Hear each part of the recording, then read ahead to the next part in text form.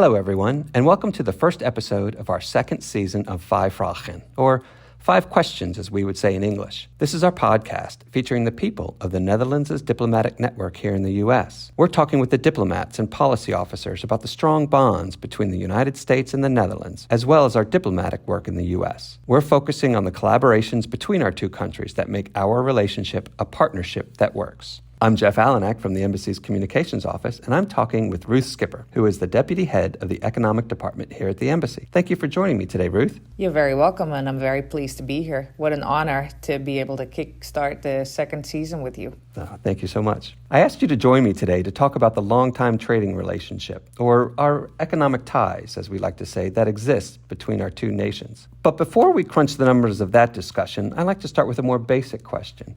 What's your background, and how'd you end up at the Embassy? Well, thanks for asking. It's nice to be here, which I actually consider as almost my home turf, because I actually, what maybe some people don't know, is I was an intern in the Embassy in the mid-1990s, and which was a very forming era in trade policy in the U.S. at that time, but we'll come back to that later. And my background. So I've been here for 2 years. Before that, I was team lead in the Netherlands Ministry of Economic Affairs and Climate, working on industry policy as the team lead for strategy. I've been in the government for 25 years now, having worked at Treasury and Economic Affairs mostly, with stints in foreign affairs. I've also worked in the Antilles. And actually, when we come to talk about the first salute, I know very well where the first salute was shot at. We say that every now and again. For our listeners, what do you mean by the first salute? Yeah, the first salute. It's almost like the shot that rang around the world, but different and before. So when we're going back hundreds and hundreds of years to the period that we know most when we think about the movies of Pirates of the Caribbean, when you know that the seafaring nations were beating each other over the head in the beautiful islands of the Caribbean, and basically fighting for monopoly situations, and not only in the Caribbean, but also fighting fights that had to do more with home turf in between Spain, Netherlands, even Denmark, and of course England. So first salute, when a U.S. vessel was picking up some shipments, I think it was ammunition, to help them fight the English in colony America in 1776. They made it towards the beautiful island of St. Eustatius, which we also call Statia, and shot basically said hello by firing some shots with their cannon. A weird way to say hello today, but back then I guess it was normal, huh? It was normal. It was meant to be a friendly way, and I think people in Fort Oranje figured it would be polite to say hello back and shot a shot from the Fort Oranje fort cannons, and that was the first salute. First salute to a ship sailing under U.S. flag. So it was the formal recognition in a way. It was a recognition that the English then later learned about, and it didn't sit well with them. So they have actually rubbed it in. I think they finally caught a U.S. diplomat who was trying to make it to the Netherlands later on to negotiate a treaty, but the English caught him and jailed him and burned then some Dutch islands down and also burned Statia down. So it cost us dearly, but it was a first investment in a long relationship. All our friends now, right? Yes. This really is your second home, D.C., 30 Well, years. what I haven't told you yet is that I actually started here. I always say that my life story is a bit of a Cinderella story, because I came here in the 1990s, fresh out of high school, to be a nanny in a family that were the foreign correspondents for a leading Dutch newspaper, the Volkskrant. And I, as an 18-year-old, I then lived with them in Bethesda and had a very nice time. Also met a lot of U.S. families in the Washington suburbs, McLean, Tacoma Park. So I know my way around the suburban DMV area pretty well. And we've stayed friends ever since. And so that's actually how I got my internship here, is that the U.S. lady who was a go-getter from Capitol Hill pushed me to just do a cold call to the people in the economic department in the embassy here. Just call them up. She said, go to the gate, make yourself, be heard, call them, say, here I am, I need an internship and you need me, and convince them. And, well, that's what I did. And, do you think that would work today? Yes and no. I would be very open for forward people like that. However, the system in headquarters may not actually allow that. A little more formal these days. Yeah, it's more formalized, more standardized. But yeah, people with a clear, candidates for my internships in the economic affairs department are usually selected when they know who they are and they know what they want to learn. Oh, okay. So we've been very lucky with our interns, actually. So we still have interns today. We have interns today. You can't come up, knock on the door and say, let me in. I usually tell my life story to them. Yeah, I think most of them. It's probably pretty inspiring to them, too. I hope so, yeah. What's the job of a trade officer entail?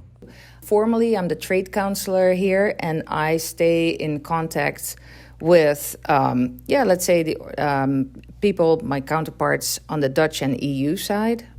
So that's both the EU delegation as well as my colleague in the permanent representation of the Netherlands with the EU. I'm also the first point of contact for USTR, which is the trade minister, so to speak. And when you talk about trade, you talk about how industries interact. What products and services go across the Atlantic both ways, and what the rules of that trading game are, because trade is a rules-based a game, so to speak. We are WTO conform, and there's also some agreements between the U.S.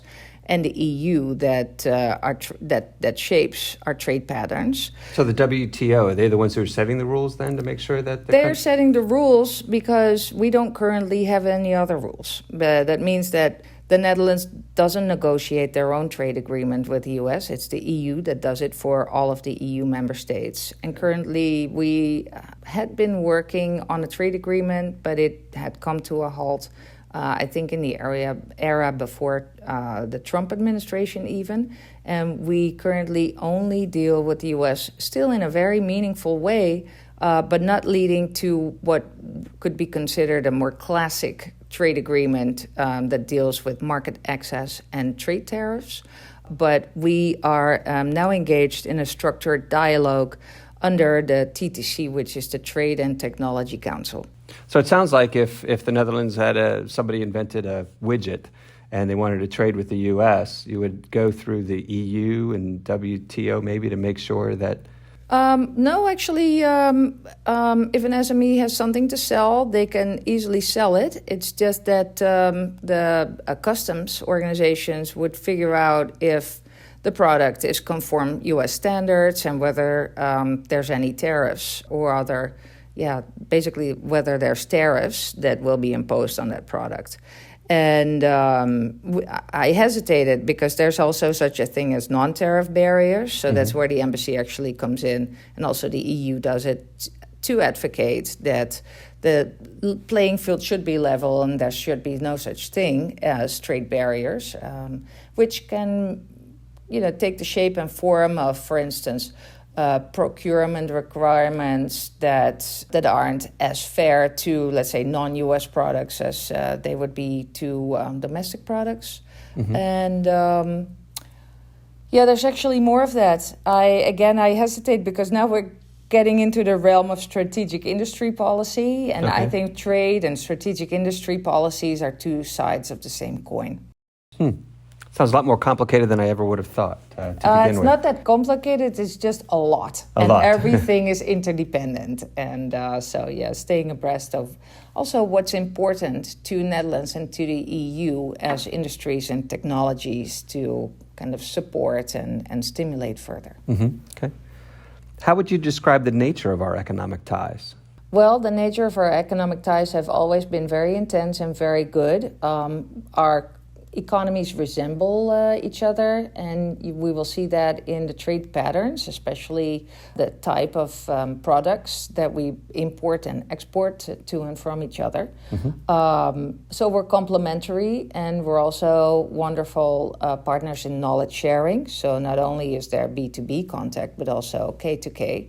And that's K to K meaning? Knowledge to knowledge. Okay. So knowledge institutions also sharing knowledge and cooperating on knowledge development. And why is that important? Is because both our economies, most of the time, are at full employment, and we still have a growth potential, but in a sustainable and digitized way. And so the challenges that we face are very similar, and we can help each other forward in sharing solutions. You will have heard the adagio, global challenges, such Dutch solutions, but we've kind of tilted that to saying solving global challenges together. Yes, I've heard that quite a bit. So we've been partners a long time. Our two countries have been friends a long time, no?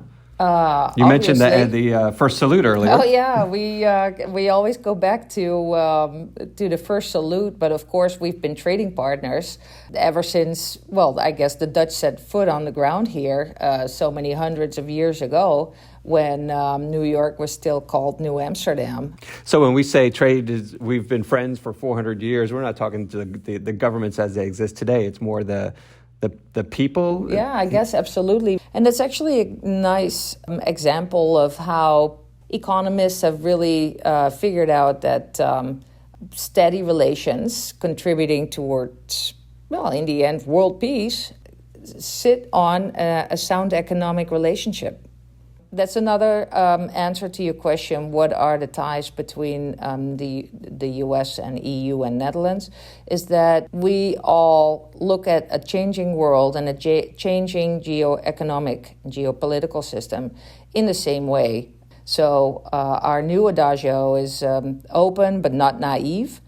So the Netherlands is still open for trade with the rest of the world, but we are very aware of the interdependencies that have been created in very complex and long supply chains. And we are now figuring out how to de-risk, and not decouple, but de-risk in our trading patterns with some of the riskier trading partners that we've developed. Reminds me of what President Reagan used to say, trust but verify. I guess so he was a little ahead of his game, maybe. Maybe. I guess the trading with one another supports jobs on both sides as well. Is that... Yes, of course. And I know when I started here some years ago, we said that the trade was supported 625,000 jobs, and it's only gone up. I think that was the number. It's maybe only it's 640. gone up, and you know what? It's very interesting to kind of do a deep dive in the trade statistics. Throughout the years, we've used different numbers. Do you know where the jobs, the U.S. job supported numbers are today? Yeah. So when we look at the jobs supported by our economic ties, we first and foremost look at the value of U.S. exports to the Netherlands. And so last year, the exports were incredibly strong. They came to about $100 billion worth of exports of goods and services.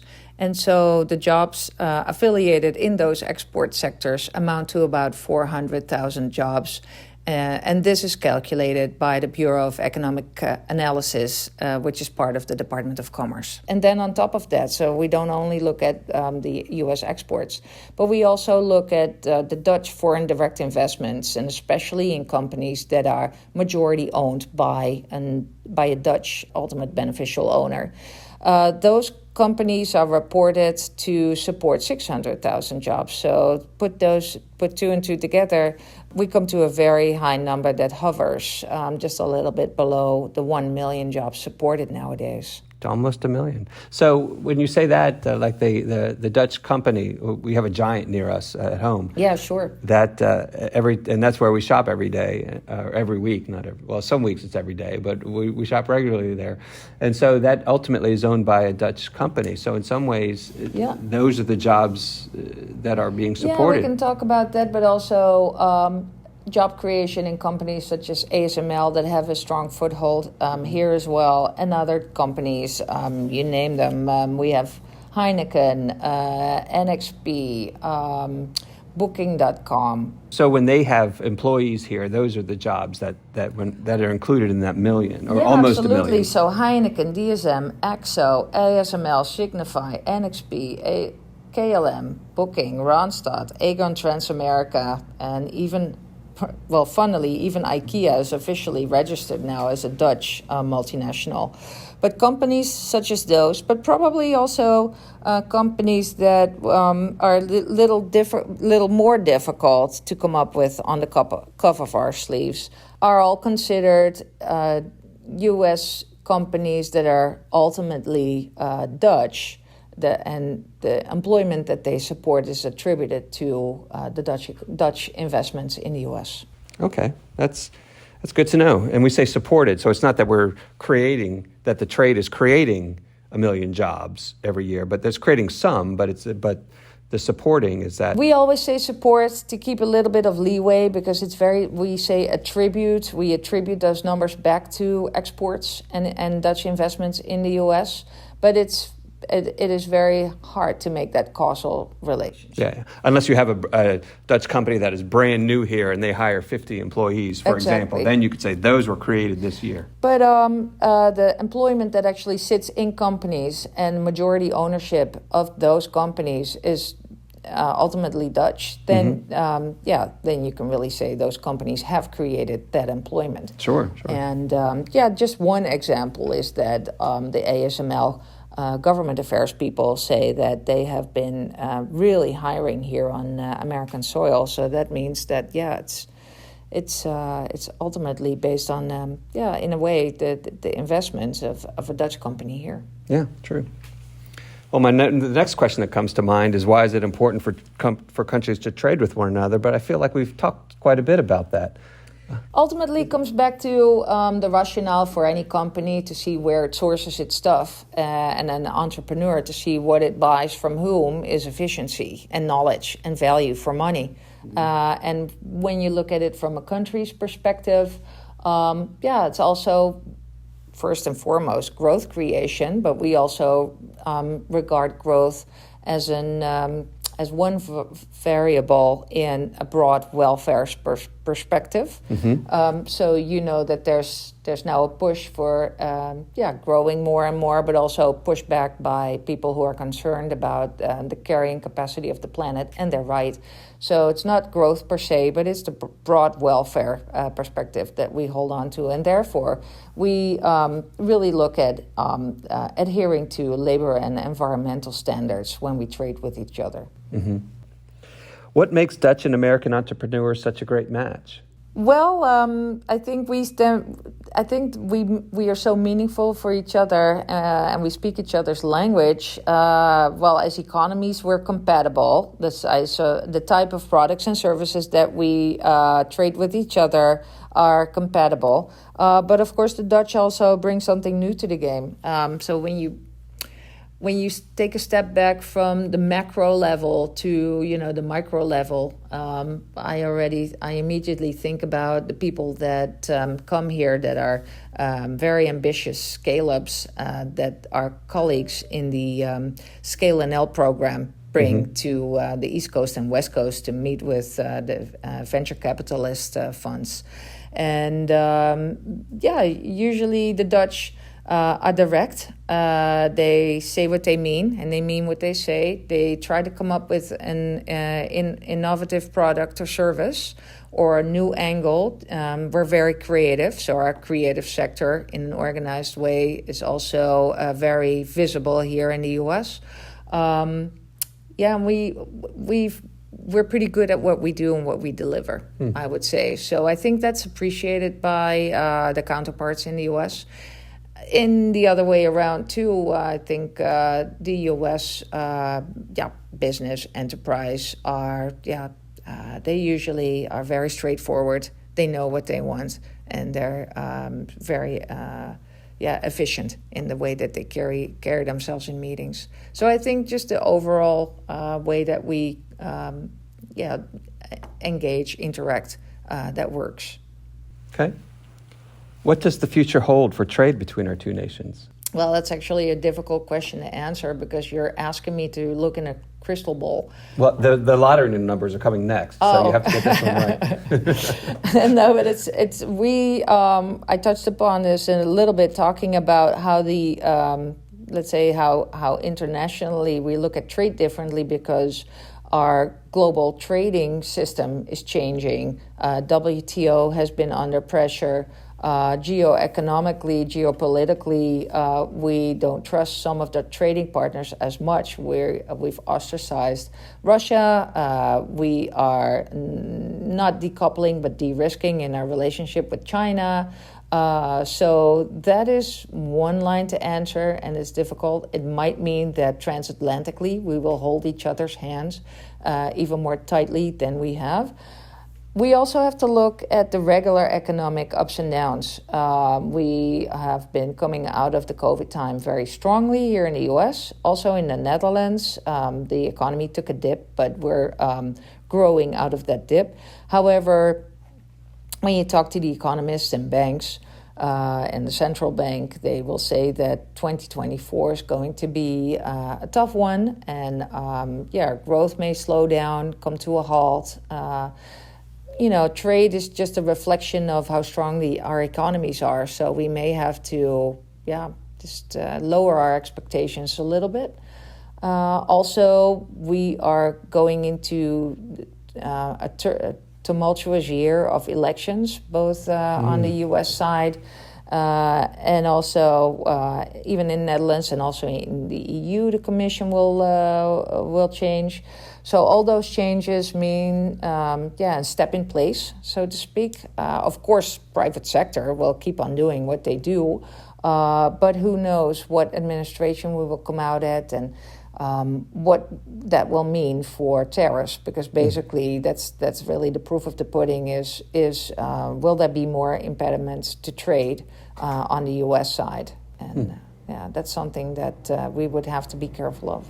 This is exactly where we come in the embassy, not only myself as a trade policy officer, but first and foremost, the people who work with the organized Dutch private sector to find ways in and to find new trading partners. So this is really, as soon as the circumstances become more difficult, the rationale for our economic network to work with Dutch private sector to find ways in here on the U.S. side becomes even stronger.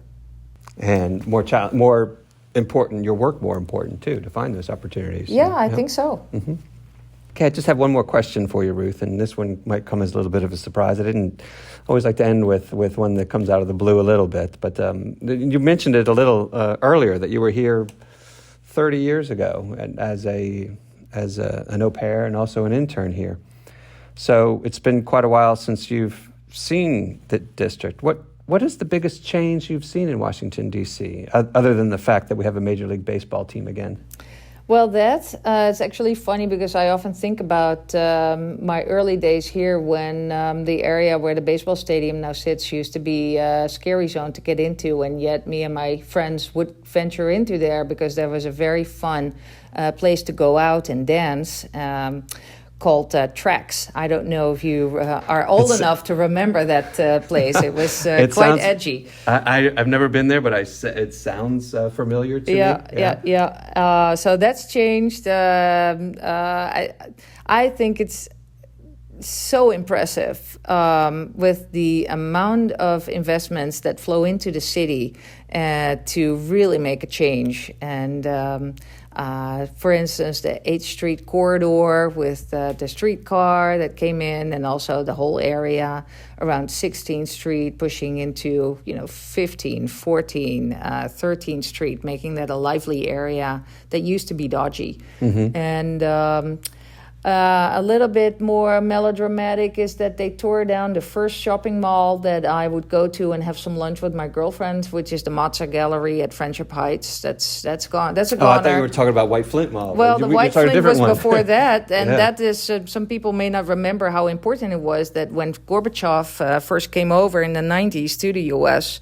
for a state visit, Nancy Reagan took Mrs. Gorbachev out shopping to White Flint Mall, and that was a big deal at the time. I don't remember that. Did you really? White Flint is gone now. It is, yeah. So I think that's a change, but overall, Washington will always be such a lively city, with the central government, the federal government sitting here, and an incredible population of the smartest, most dedicated people here working in international economic development for notably the World Bank, Inter-American Development Bank, IMF, IFC. I haven't mentioned yet that I was in the World Bank in the executive director's office in the early 2000s, right after 9/11. Oh, okay. So that was another era in my life that we lived in DuPont Circle, had fun there, my husband and I. So that's an area in the city that hasn't changed and is still fun and lively, as a lot of our colleagues know. It's such a beautiful area to live. But yeah, Washington is great. It's a wonderful second home to me and my family. Sounds like it. Well, that's all we have time for today. Thank you again, Ruth, for joining me for this episode of Vijf Vragen. Though I think I might have asked a few more questions than 5 again. And to our listeners, thank you for tuning in. Please tell us what you think in the comments below, and be sure to click on the subscribe button and turn on notifications so you don't miss our next episode or the other videos we post on our YouTube channel. I'll be back behind the microphone next month with another member of the Dutch Diplomatic Network in the United States. Until then, you can keep up with our work on any of our social media channels: Facebook, Twitter, Instagram, or LinkedIn. Just search for NL in the USA, and you can stay up to date on how the United States and the Netherlands have a partnership that works.